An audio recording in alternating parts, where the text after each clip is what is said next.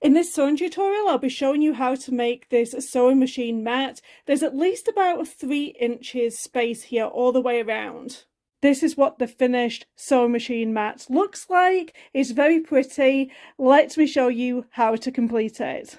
Oh, and before we start, I'm just going to let you know that I have hundreds and hundreds of sewing tutorials on my channel, so don't forget to subscribe.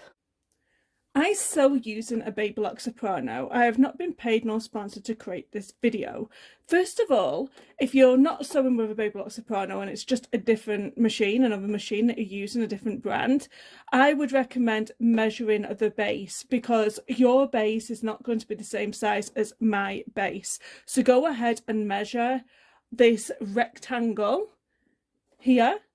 And you're going to want it to be slightly bigger. I would say you're going to want at least a 2-inch overhang extra from the actual base of the sewing machine. So all I'm going to do here is get my tape measure and be generous with it. So I'm going to say that mine's about 18 inches by 9 inches. So when I make my sewing machine mat, I want to make it bigger than 18 inches by 9 inches. This is going to be the quilt block that I am going to be used for my sewing machine mat.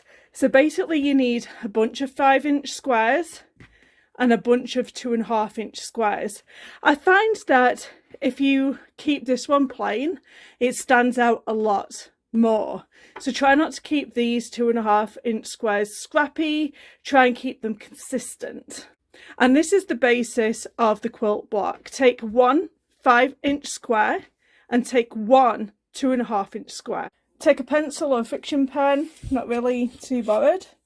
And then I'm just going to take a normal pencil ruler and I'm going to go from corner to corner and I'm going to make a line all the way across the corner. Now, one thing to bear in mind, if you have some sort of directional fabric that you're using, make sure that it's the right way around. So I'm going to sew this line here. You're going to just place your regular straight stitch foot on the sewing machine. And this is how I have my sewing machine all set up. I love my soprano because it tells you which foot to use, and I also have the pivot key and I'll show you what that does in a second. Up in our thread area, I'm just going to have a white polyester thread and white polyester thread in the bobbin area and a 9014 Microtech sewing needle. Now place your square inside of your sewing machine and sew along that line.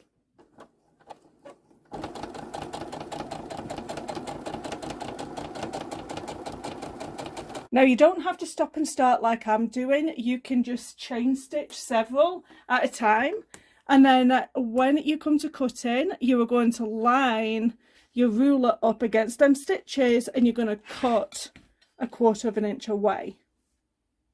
Now you're going to fold this back and it's going to create a new corner for your square. So you're just going to press.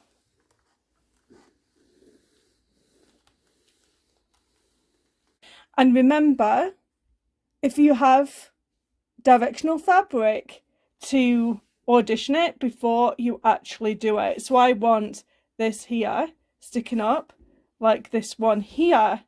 And then when I do my next 4, I'm going to have this here sticking down. So then I'm going to do another one here. And I'm going to do another one. So that stem is also sticking down. And then I'm going to place another one here. So always audition them before you go ahead and do it. So now that you have 4 of them, you're going to have to connect them together. And you are going to just sew these 2 across, right sides together. Once you have sewed it down, come back to your pressing mat, and I'm actually going to press these ones open.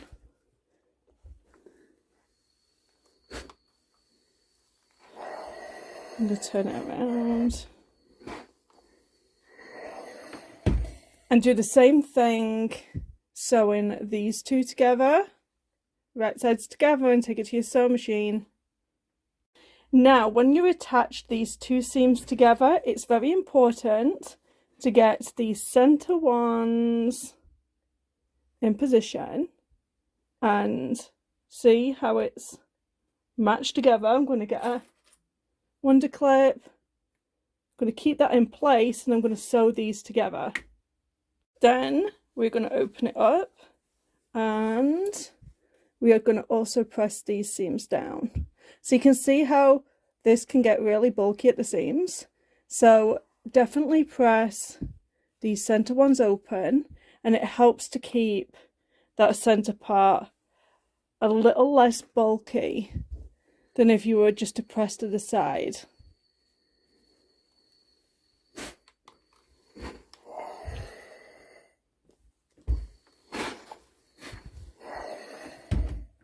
For my sewing machine mat, I'm just going to do 2 of these blocks. Now I'm going to add some border sections.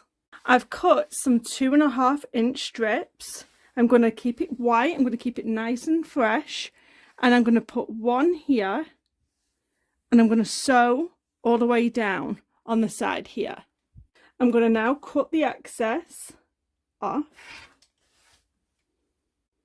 And I'm going to press this open.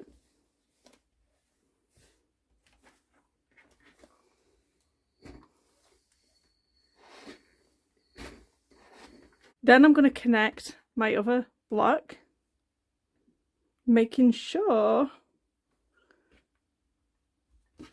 that my stems are exactly the same as what they are over here. And right sides together and sew into place. And then I'm going to press this other side down.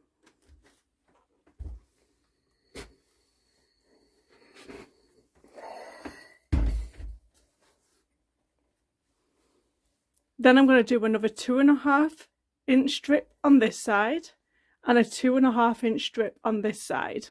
And now I'm going to come in and do 2.5 at the top and 2.5 at the bottom. We are now going to create a quilt sandwich. A quilt sandwich is the top layer, the batting layer, and the backing layer. Take this over to your machine and do some free motion quilting. I have lots and lots of videos on my YouTube channel, and there are lots of videos on how to do free motion quilting. So I've finished the free motion stitching on a sewing machine, and now we need to cut the excess away here.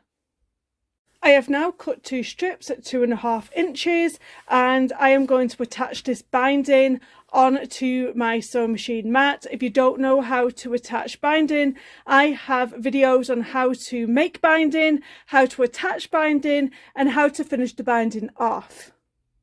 I am so glad I've made this sewing machine mat, because I have been marking my table every time I've been dragging my sewing machine about. So now I can sit my sewing machine nicely on its mat.